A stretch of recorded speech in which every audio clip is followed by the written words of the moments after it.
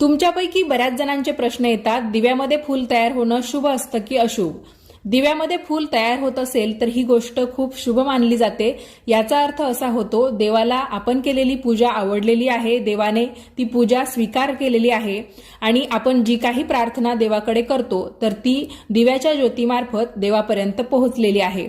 असं कुणाच्याही दिव्यामध्ये दररोज फूल तयार होत नाही। ज्यांच्या होत असेल तर खूप चांगली गोष्ट आहे। दररोज फूल तयार होणं याला सुद्धा खूप नशीब लागतं। आणि नंतर या फुलाचं काय करायचं असं सुद्धा बरेच जण विचारतात।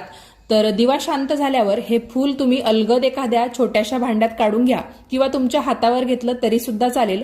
या फुलामध्ये थोडंसं साजूक तूप मिक्स करायचं किंवा मग तुम्ही कुंकू मिक्स करू शकता, चंदनाची पावडर मिक्स करू शकता, चंदन असेल ओलं तर ते सुद्धा मिक्स करू शकता आणि याचा तिलक करून आपल्या कपाळावर लावायचा।